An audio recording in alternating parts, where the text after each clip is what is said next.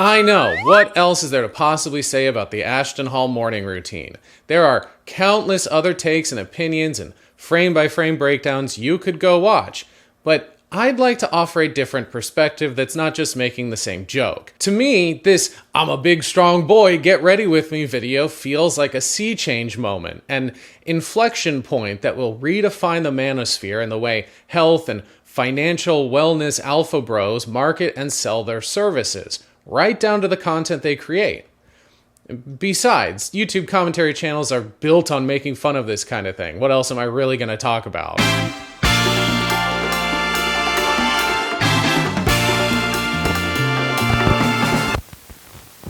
For anyone who doesn't know who Ashton Hall is and feels embarrassed they're not in the loop, don't worry. Normal people didn't know who he was either until a couple of weeks ago, including myself. Although it's debatable how normal I am. So let's establish a few things. Ashton Hall, an ex-college football player turned Patrick Bateman content creator, posted a morning routine back in February that didn't go viral for another month, and it wasn't his first. He posted his first morning routine back in January, where he shows off the dogs for free as he gets a pedicure in his high-rise Miami apartment that's staged like a show house with picture frames that probably still have the stock family photo in them. The morning routines just got more absurd from there. He apparently never has to leave his condo and has a barber and a boxing coach come to him, as well as an on-call IV lady who juices him up on radioactive piss. He's like a reverse vampire who needs someone to invite him out for him to be able to cross the threshold of his own home. That, or he's just too good to physically patron barbershops and gyms. In his viral morning routine, he wakes up at 4 a.m. by peeling the top layer of skin from his lips, drops it real low that transitions with one of the funniest cuts of him just standing there like a Boston Dynamics robot in sleep mode. He then journals in his new diary he just bought at Hobby Lobby, watches a TikTok sermon, and dunks his face in a bowl of Saratoga ice water for 10 minutes. I wonder if he made the ice cubes out of Saratoga as well. I can't imagine he'd contaminate the premium Saratoga with peasant water. By 6 a.m. he has spent a whopping 2 hours basically getting nothing done, and then spends the next 2 hours working out and lounging in a pool before eating a banana the not gay way, and then rubbing the peel on his face that effectively cancels out his attempts to appear as straight as possible. It went absolutely viral, and while on the surface there doesn't seem to be a whole lot here to discuss in any meaningful way, it is actually quite fascinating the longer you watch it, like looking at a pointillism painting.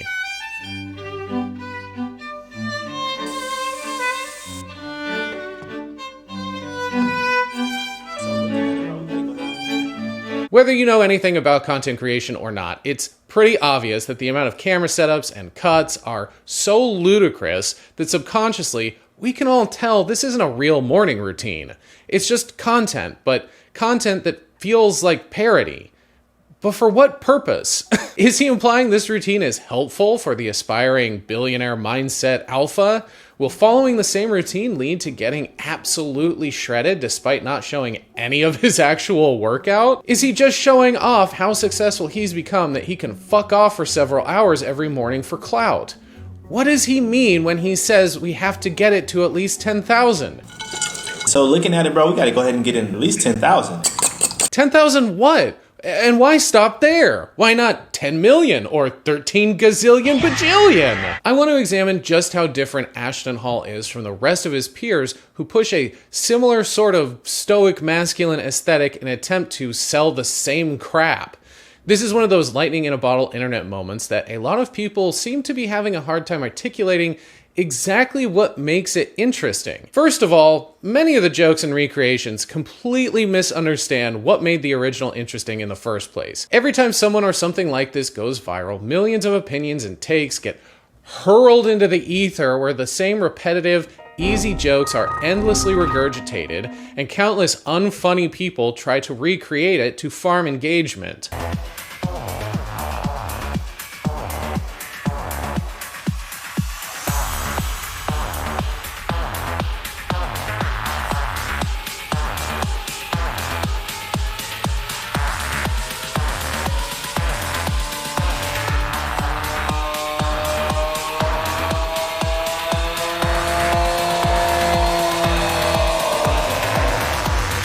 Everything about that Piers Morgan video is wrong. One of the main things that makes the original funny is the pacing, and the cuts, and the mismatched timestamps. Ashton's video is worthy of parody and criticism because second to second there's something new and absurd happening. You can't do everything in one long, unbroken take at your news desk with some royalty-free techno blasting over it, you dork. The pacing of that video is so bad that if you did remove the music, it just looks like weird performance art, which would actually be funnier.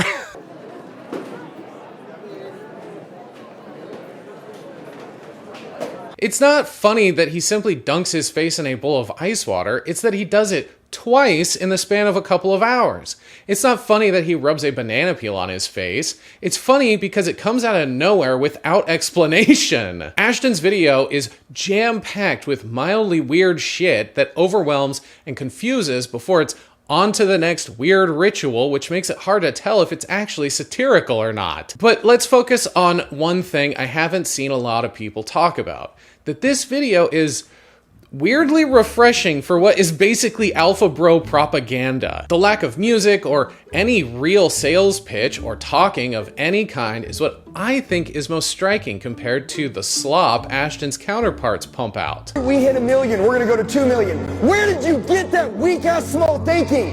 Why not 20 million? We're so used to these kinds of influencers, for lack of a better term, making content that's heavily edited with captions and intense music and transitions that feel like you just got punched in the head. I'm not being disrespectful. I don't have anything against fat people. That's not success to me. These clips are meant to glorify the creator's workout regimen or their MLM or high-intensity sales course or real estate business. But Ashton just saunters about doing what would be normal shit on its own, where the occasional goofy thing stands in stark contrast to brushing his teeth or going for a run, followed up by catching 4 minutes of hang time as he dives into a pool. That Ed Milet guy must be so jealous of Ashton's Time Lord chronomancy. My day is 6 a.m. to noon, and I'm not crazy. You're crazy for thinking it takes 24 hours, just like some dude in a cave did 300 years ago. My second day starts at noon and goes till 6 p.m. That's day 2. And then the next day is 6 p.m. to midnight. What I've done now is I have changed and manipulated time. I now get 21 days a week.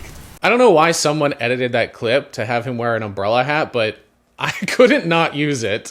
I interpret Ashton's video as the glorification of normal. It's just that normal in this context is a highly curated, liminal fantasy where nothing is accomplished to the point that normal becomes abnormal. But at least it's quiet. Why not 20 million? He's not really selling anything besides a lifestyle so nebulous that it seems like he lives in a pocket dimension of sterile gray tile where he's the only inhabitant, or the inside of a Banana Republic ad. It honestly just feels really fucking lonely. Compare his morning routine videos to, say, that of someone like Andy Elliott, who is just always yelling about how classy fog lights are. Girl, this has got class. Check this out. See these fog lights? These right here, hit that little button, bam! You can see it anywhere. Or subtly body shaming other men on stage to prove a point about discipline or some shit. Take your shirt off for a minute.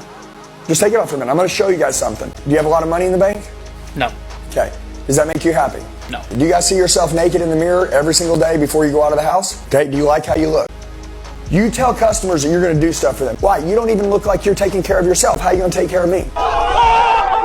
Or videos where he's telling people to just not be weak and then you'll be successful. The hard life is the one that pays.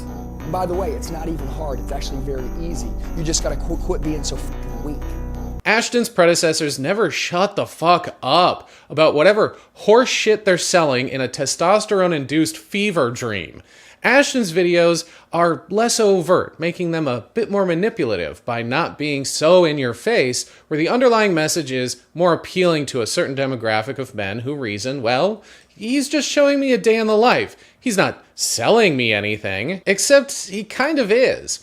Showing off his lifestyle is a form of marketing, and because he doesn't explicitly say how he got where he is, at least in this video, the curiosity centers of the brain activate and viewers are more inclined to click his affiliate links and check out his life coaching program that starts at an annual cost of $3,300, or a measly $275 a month. Generating mystique is a good sales motivator. I also think this kind of content is so engaging and perhaps appealing because of a broader consumer shift. I've talked about this before, but we as patrons and consumers are so done with brands feigning authenticity, and Ashton is a brand. There's been a trend away from engaging with products or services whose sales and marketing strategies rely on convincing us that they're just like us. Look, our staff do fun TikTok challenges and support LGBTQ causes, only to then shovel all the rainbow products into an incinerator come July 1st. Over the last several years, this approach has felt more and more shallow, pandering to customers and treating them like morons who can't tell that they're only doing any of this stuff to increase their margins by trying and failing to appeal to all four quadrants. Consumers want brands to provide the means to be better, to offer an aspirational and idealized lifestyle. It's why we buy this car or cheeseburger or computer over that one. They're selling a fantasy, and if we buy their fantasy, maybe it'll become a reality. Authenticity at this point is basically a euphemism for, we couldn't be bothered to create a real vision or figure out what the benefits of our product are, so here's the CEO getting a bucket of water thrown in his face. Don't be coconuts! And I've noticed a few brands moving away from authenticity as we know it and towards focusing on a specific customer instead, building a world that's unique to the brand and selling a fantasy and escapism to a certain degree, rather than trying to reach teens and boomers and suburban wine moms and Midwest cattle ranchers alike. Ashton's video feels very much like that, selling a fantasy to a specific demographic without actually selling a product or service, where the attitude seems to be more, if you're into what you see, you'll go out of your way and pay me. And this is what I'm talking about when I say this one video feels like an inflection point. Because of how well it's performed, there will undoubtedly be copycats who adopt a similar strategy to shill their pyramid scheme or drop shipping business. In fact, there already are. How do you work out with your Rolex on? Because you gotta tell time. You gotta track everything you do. I can't lift more than an hour, so. Why is time important? Because rich people buy time. The only positive is that hopefully this will lead to the extinction of these galaxy brain sigmas like Luke Belmar babbling incoherently on a podcast about how reading is basically telepathy. So when you read, words are symbols. They're letters to express what? A thought. Thoughts are energy. So what you're doing when you're reading a book is you are extracting the thought and the energy of the author while reading that book. These fucking guys are just doing word association, aren't they? Reading. Who reads? Children. That's right.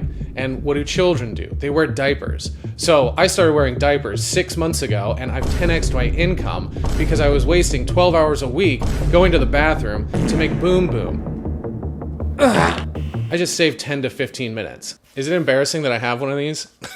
Looking at previous manosphere thought leaders, they're always fucking yapping about some made-up nonsense that's just a pitch for an unaccredited crash course in sales management or human trafficking. Andrew Tate is the obvious go-to example, but you've also got lines like Bedros Killian, founder of the Modern Day Night Project, a military cosplay summer camp, and his co-founder Steve Eckert, whose selling strategy is to yell incoherently at his students and throw tantrums and chairs. I will make sure of it. You are in the fucking right to be here on fucking Friday night. I will cut this fucking thing off my head. Fucking pussies! These guys are also selling a fantasy. It's just that it's a hardcore, get your hands dirty, military-inspired fantasy where pain and punishment and rolling around in the mud while being verbally assaulted by an ex-Marine will lead to more disciplined masculine energy. These guys are telling it like it is, according to a worldview that rejects reflection and anything even gay adjacent, embracing a cartoonish version of masculinity. If Steve Eckert found out one of his students got pedicures and IV drips, he'd make them eat the nail file and waterboard them with the saline bag just to toughen them up to, what, make them a better car salesman? The only similarities between the two are that they both have to put a disclaimer on their services that say something to the effect of, nothing about our content or curriculum is a promise or guarantee of results or future earnings, and we do not offer any legal, medical, tax, or other professional advice. Nailed it in one. Ashton isn't yelling or threatening physical violence or publicly humiliating anyone in front of a live audience. He's like that random kid at a family barbecue tugging on your shirt to try and get your attention so he can show you how fast he can go. On the surface, he's the opposite of the Tates and Eckerts, but they have the same goal, which is kind of the problem. For the sales and life coach influencers who have developed cardiovascular disease from all the yelling they do, it's easy to pick them out as being grifters who run pyramid schemes. Allegedly. Their swollen red faces make them easy to spot in a crowd and then avoid. For Ashton, though, it's subliminal. There are no videos of him hosting one of these group courses in the conference room of a Days Inn, mocking people who paid to be there, but he's essentially selling the same shit that will bankrupt gullible men. He's also made the very wise choice to insulate himself from ever having to do that in the first place. Jarvis Johnson pointed out on his Sad Boys podcast that he's not just selling courses directly to guys trying to unleash their inner alpha via Zoom. He's selling coaching classes to other coaches who then sell what they've learned to more coaches and then them to more coaches and so on and so on. He does what all of these fucking people do. You pay him a bunch of money. He talks to you on the phone about your business plan. Which starts with how many thousands? And then guess what? He coaches coaches. So it's not a pyramid scheme. It's a multi-level structured plan. Oh, phew, that was close. He coaches to coach other people. He's not traveling around the country like, say, Owen Cook, talking about buzzwords he made up in order to cope with rejection. They would wind up cheating on me or leaving me and dating the most degenerate morons you've ever seen. This is one of my ex-girlfriends, lovely girl. I would have given her the world. I saw her value. So nice. I took her to Hawaii. I was so nice to her. She wound up declining the offer. Why? Because I didn't have frame. Then she wound up dating somebody after me who is flat broke. I actually know this guy. He's a very nice guy. I like him a lot. But a failed musician on massive amounts of drugs. He got her pregnant, and then she wound up living in a trailer park. None of that happened. He's just a 45-year-old weirdo who dresses like a 2008 MySpace hipster and uses unhoused people for content. What keeps you going day to day? You wake up, what keeps you going? Hey, we're not using him, right, buddy? Definitely not. Not? Is he using you, buddy? Brother. No, brother. I'm not. We don't need really we not. need you out of Venice right now. You're not gonna fake subject? I'm really not. No, I need you out. We're actually helping. Okay, why don't you are? I'm with Cher. Do you know them of Culver City? Okay, so you should look it up and get out now. Ashton Hall would never do that. What's funnier about Owen is that he's got 2 kids he drags along with him while he talks about breaking free of the Matrix. Average person will do nothing with their lives. They're caught in a matrix of processed foods, weed, alcohol, and Netflix, living in a simulated reality. The next time your parents do something annoying or cringe, I want you to remember that Owen Cook exists. And somebody let him get them pregnant. It's sometimes easy to forget that these alpha or sigma guys come in a variety of flavors and that Ashton Hall is just the newest iteration. For a long time, this alpha culture has thankfully been annexed to its own little corner of society and the internet, where the general public has been largely ignorant of their existence. Even Ashton to a degree. His morning routine video has broken through the mainstream barrier, not because it was loud and obnoxious like his predecessors, but because it's a more palatable fantasy lifestyle with just enough absurdism to make it worthy of discussion. And I'm kind of convinced none of it was strategic. He made that video without any grand plan that it would go viral or push him into the upper echelons of internet fame or usher in a new wave of masculine dude bro. I know this because he crashed out the moment people started making parodies. So many videos are being sent to me, duplicates of my videos. You're either going to be a leader or a follower, and it's okay to be either one, but you have to choose. I realized that God has me here to lead, not to follow anyone, so that's what I'm gonna do. I used to block anybody who was doing anything similar to me. Screw them, how could they copy my work? I worked so hard for this. What's wrong with this dude? Why do the same thing as me? What is up? Then I realized, bro, like, people follow Jesus. He clearly didn't intend to make it to the big leagues of internet stardom because he doesn't understand how memes or the internet at large function. They're not copying you because you're the reincarnation of buff Jesus. They're lampooning you because you're weird. I blame the proliferation of this billionaire grind set industrial complex on the likes of Tony Robbins and Deepak Chopra, where those guys were reaching a wider demographic, hosting general motivational seminars and hawking meaningless self-help books that customers would buy and then put on a shelf never to be read. Their modern-day counterparts are selling pyramid schemes and supplements to insecure men who really just need professional counseling and therapy. If you have $3,300 to drop on a random dipshit influencer's wellness course, you have the money to pay for the services of a medical professional to tell you you've got daddy issues. It's become way too easy to make a website and create a PowerPoint of masculine platitudes and business tips sourced from a Google search. I mean, at this point, I wouldn't be surprised if most of these things are AI generated. Anytime you come across one of these guys talking about how easy it is to become a millionaire or get jacked, you should immediately be suspicious and block them. They conveniently ignore the handout they got or the luck they stumbled into or the genetic predisposition they were born with to achieve that masculine physique. They skip over all of that and just tell you to buy 32 properties or start a business, you idiot. Here's how you can make $1 million. You need to start a business. A business is a great way to generate revenue. And when you generate revenue, that means money is coming into your account. So how do you start the business, you ask? Well, first you need a product to sell. A product to sell, a website, and many more things. Then you can open up your business. Once your business is open, start selling products, people buy your products, and then you can make $1 million. Guys, subscribe if you enjoyed this content and has been helpful for you in making money.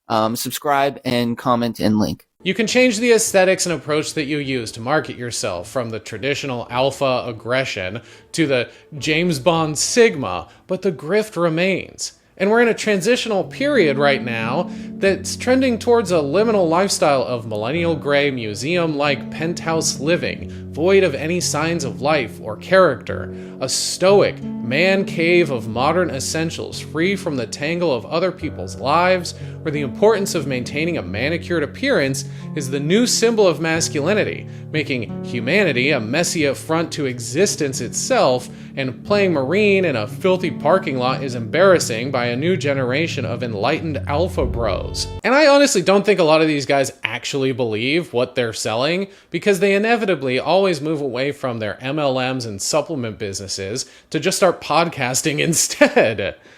Maybe that's because they know the FTC or FDA will eventually kick their door down. I guarantee in 6 to 8 months, Ashton will have his own podcast called Hall Pass or Hallway to Heaven or some shit. He's already got the SM7B for his Zoom meetings for some fucking reason. So looking at it, bro, we gotta go ahead and get in at least 10,000. That's the video. Thanks so much for sticking around. If you made it this far, that means you're special. I appreciate you all for continuing to watch and support and share. Be sure you follow the rules of the channel and like and share and comment and subscribe. I made a community post the other day about how I'm currently working with an artist to make some art for my own podcast to definitely not sell you an MLM. And also some merch ideas, which feedback on whether or not anybody even wants merch is mixed. But I get it. What is it, like $10 trillion has now been wiped off the face of the fucking earth, and everybody is financially insecure or uncertain at best. Regardless, merch won't come for a long time. I'm basically having this artist put together like a brand package for me, just so I can have it and own it and then use it however I want in the future. But podcast art is coming. As soon as that's done, I am going to try and figure out when and how and what exactly that's going to be. So look out for my podcast, which is going to be titled Visual Learner. I think that'll be cool. So until next time, vanish.